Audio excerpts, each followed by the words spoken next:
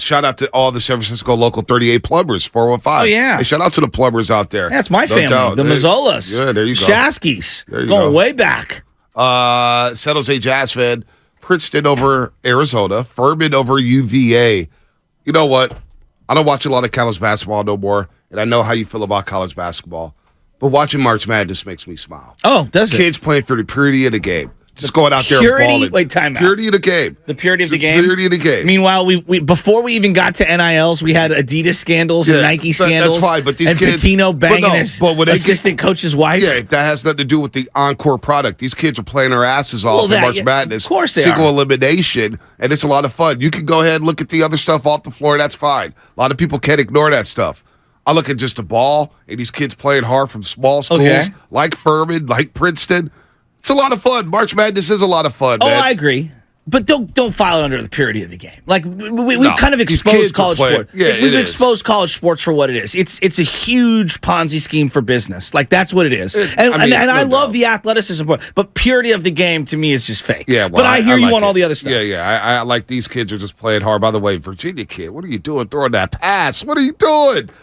Sam Darnold, you saw him yesterday come to 49-49. Marie P. Barlow way to sign his contract alongside Javon Hargrave, Isaiah Oliver from the Atlanta Falcons, who's going to for that acquisition. Compete for the nickelback spot. He's a physical dude. Of course, he got his one interception against Jimmy Garoppolo, but that was at the end of the half. I wouldn't make a big deal about that. So seeing Sam Darnold say, hey, all I care about is winning. Did you see this quote?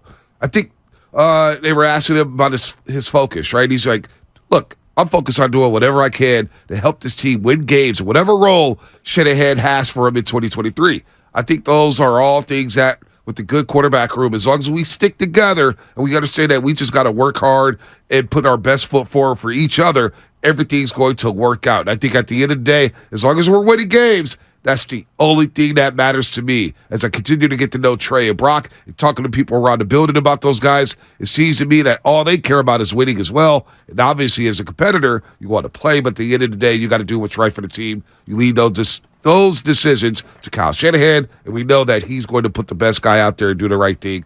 We just need to go out there and win, win, win. So I like those quotes. I like that quote from Sam Darnold. So a lot going on in the sports world, Chasky, here on the Frisco Friday. I know, and I was joking around with Spadoni. I was saying, tonight you got Puerto Rico, Mexico. It's a big game. Strowman versus Urias. Not bad. I'm excited for that. Let me ask you. So there's quotes, and Ludman brought this up yesterday, that a lot of these players care more about the World Baseball Classic than they do about winning the World Series. Doesn't surprise me. If you're from one of these smaller countries, like for example, how many people do you think live in Puerto Rico? Not a lot. 3 million. That's what I'm seeing right here. That's not 3 a lot. million people.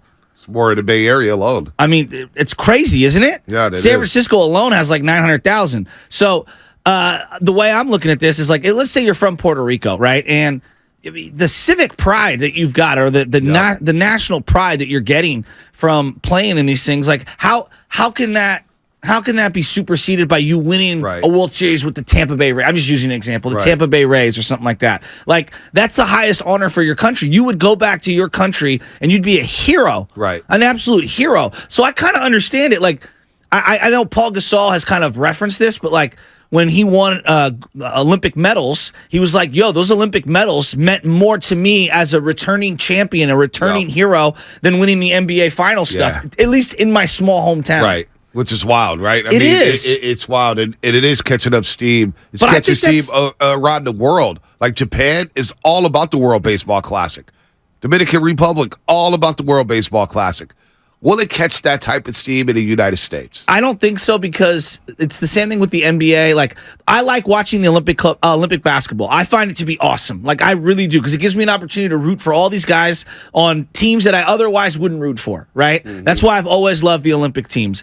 But I'll be honest with you, I don't watch it with the same fervor that I watch a Warriors playoff game with. Right. Do you? No, I don't. There's not that attachment. Also, it's not the highest honor in our society. Right. In terms of my basketball society, like, the NBA Finals is the highest honor. It is. Right? No doubt. Now, but if I was baseball, it's the World Series, right?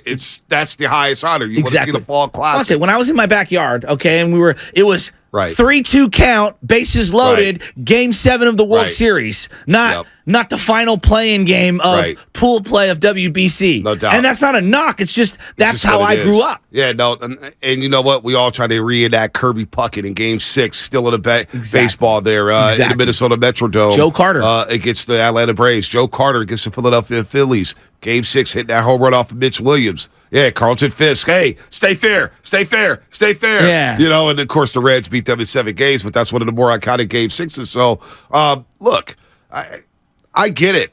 It is fun. When I watched the World Baseball Classic, I was watching Mexico against Colombia last Saturday. I was like, man, this is live. Colombia's fun. It was live. And to me, I was like, getting intense sense of urgency type of baseball this early did me good. It got me ready for the baseball season.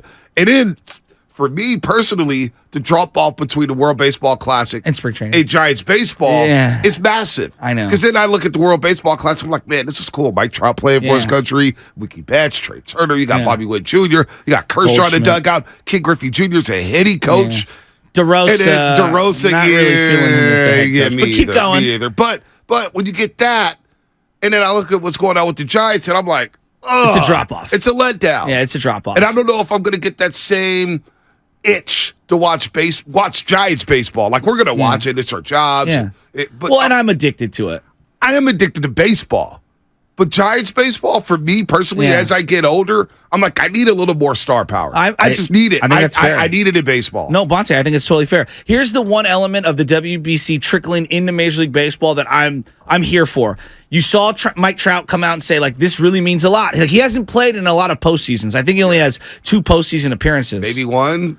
They got swept, huh? Yeah, it's something like that. Right. It's not a lot. But the style of play, and like that was my big problem with Madison Bumgarner. Oh, Madison Bumgarner came up his way, and if you celebrated, he was going to throw at you, and he was going to let you know. I think a lot of these American players seeing these other dugouts and being a part of this particular event, I think there's going to be carryover. I really do. I think there's going to be carryover, and I'll tell you this right now: one playoff run for Mike Trout. One. So 2014 AODS. I said 2, and it's 1. I mean, he got that's crazy. swept. But like the way I look at it, that like the way that they're playing, the flavor that you're seeing across the board, the style of play, the intensity, the dugouts jumping out and everybody coming to home plate to meet somebody.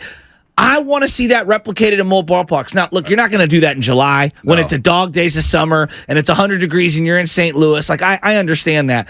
But I also don't want this sterile game that we've had over the last 20 years. I want to see more of this. Yeah, and the kids want to see it. Like Bonte. But you are getting it. You are getting it in dugouts like San Diego. You're getting it in dugouts like Philadelphia. 100%. You're getting it in dugouts like the New York Mets. Can I take you back 14 years ago? Do you remember what happened with Brian Wilson? This is going to be so off the wall. This was 14 years ago, 2009. Yeah. Do you remember what happened?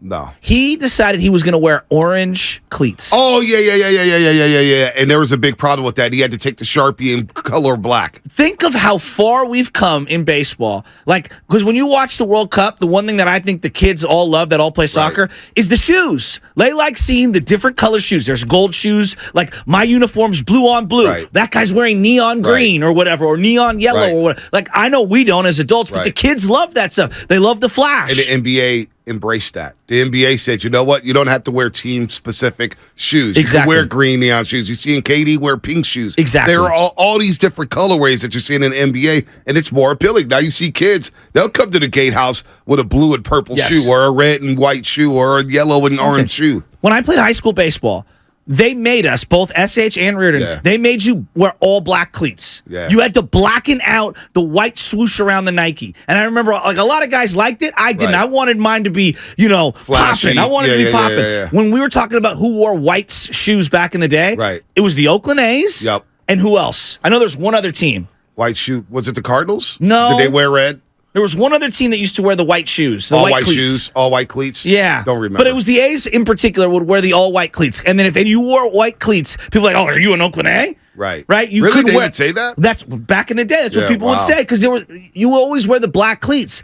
When I see all these guys now rocking all these different colorways, Right. it sounds stupid, but we want expression. I want to see more people showcase who they are. Right. I want to see guys playing with flair. It's more entertaining. And that's why I want the Giants to get some flair. I'm with That's you. why I've been begging for it. How do you make the Giants cool again? How do you get swagger with the Giants? And a lot of people laughed at me, but that stuff matters, man. Watching Puerto Rico go crazy over that win against the Dominican Absolutely. Republic. Watching Shohei backflip in Japan and lead the Japanese baseball team to the tournament round in the WBC. That stuff matters, man.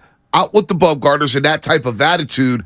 In with the backflips, in with the swagger, in with the colorways, and I think the NBA's done a great job in embracing that. And the they've been at NFL the has started forefront. too. The NFL said it. You know what? The numbers.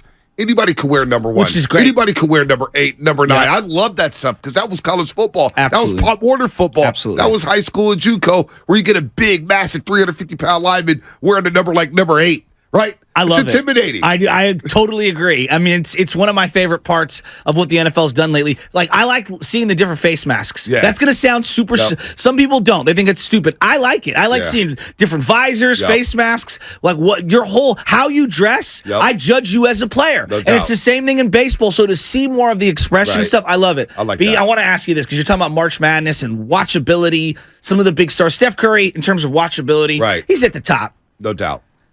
Is Shohei Ohtani, and I mean this sincerely, is he one of the most watchable players in all of sports right now? Where an at-bat comes on or he's pitching and you're flipping around the channels and it happens to be on the MLB when they go around the league, or the game happens to be on when you're watching Japan. Yeah. Is it like a stop what you're doing and keep the remote on that channel kind of guy? For me, it's become that, but I'm not sure how it resonates with other fans. Okay. And I'd love to hear it. 888-957-9570. Because Mahomes is that way for me in football. Mahomes is like that. Joe Burrow. Josh Allen became Joe that for me Burrow, last Josh Allen. Josh Allen became that. I was like, wow. Yeah. Lamar Jackson's like that. It's like, what is he going to do? I think Luka Doncic is that for a lot of people as well. Joel Embiid. Yeah, Joel Embiid. Lot I of- don't know if Jokic, as great as he is, I'm not sure if it No, translates that way. because his personality, he's kind of quiet. Yeah. He's in the background, but I think if he was in a bigger market, more people would embrace I him. agree. If he was a Laker, Right. absolutely. Kawhi Leonard to me was that for a second, even Yeah. though his personality was down. But it was like, wow, look how just effective this Yeah, guy is. good call. Jason Tatum's becoming like John Morant. See what you want about him? No, I totally You agree. want to see what John Morant's Totally doing? Who's he dunking on? Is Shohei Ohtani a must see at bat? I have no idea yet for the casual fan. Well, 'cause, like, for Mookie- me, it is. Mookie Betts, I was late. I knew he was a good player in Boston. I totally knew. I didn't think he was this good. Bonte, watching him in that that first season when he came to the Dodgers in 2021, I'm like, oh, he's amazing. To me, he's must watch. Yep. And maybe that's a little too nuanced because he's not a very flashy player either. He's very He's not. quiet, but he wears the big chains and Yep. he's got the colorway on the gloves and stuff. And his game Right. is very flashy. Yep. To me, Bryce Harper is right there. See what you want about Bryce Harper? Bryce Harper, when he's at the plate, he's in that batter's box, he has a presence. Yeah, I agree. And he's right on top of that I plate. agree. And he's like looking to hit a ball 600 feet. Yeah. To me, he's still must watch. He's a must watch at bat. Yeah, Is I'm Shohei with you. Ohtani a must watch at bat? For me, it took a while. Now I want to see him pitch. I want to see him hit. Hell, I want the Giants to give him a blank check and say, here's $600 million.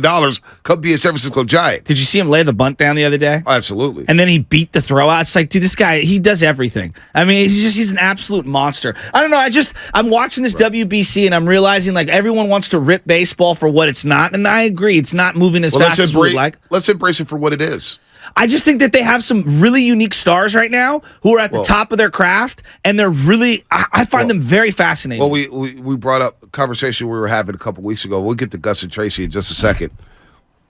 We're having a conversation about the next American-born basketball star. Yeah. Is Jason Tatum that? Is John Morant that? Who's going to be that next American-born star? Because you have Jokic, you have Embiid, you have Giannis Antetokounmpo. They're all international. Yeah. You know what I'm saying? That's a good point. But in baseball, you've got a lot of young American stars. I know. Trey Turner's an American star. Bryce Harper's a young American star. boy Bobby Witt Jr.? No, that's my guy. That's my guy. You're not taking my guy. Because when I talked about him He's all on the last USA week. team. Yeah, I talked about him all last You were year. right. You guys laughed at I him. know. He's a 30-30 guy. Oh, this guy's a monster. He's a stud. But you have a lot of young American-born stars coming up Yes. in baseball. Who's the next one for basketball? Like baseball, but the biggest star right now is an international guy. It's Shohei Ohtani. Yeah. Is he a must-watch at bat? Do you stop what you're doing to watch Shohei Ohtani? I wonder. Let's go to Gus and Tracy real quick. I wonder too. Gus, what's happening? You're on the roast. Yeah, hi. Good morning, guys. How you guys doing? Doing great. Yeah, for sure, man. I think he's the best player in baseball right now. I love watching him. The guy could do. I mean, he could do everything. Yeah. You know what? I don't think there'll ever be another player like him that could steal bases, hit for power, throw 101 miles an hour. Yeah, that guy to me is fantastic. I sit there and watch him all the time whenever I can. No doubt. I mean, and I wonder how much of it has to do with him being an Angel. Feels a Dodger. Oh. Or feels a Yankee. Well, he was a Yankee, he'd be huge.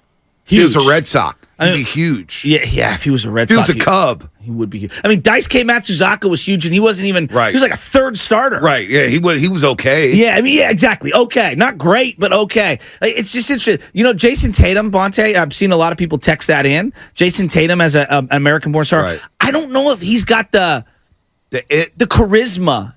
Do you get what I'm Yeah. saying? Like, the game's there. I'm not sure that the charisma's there. Am I wrong? Yeah, And I really like him as a player.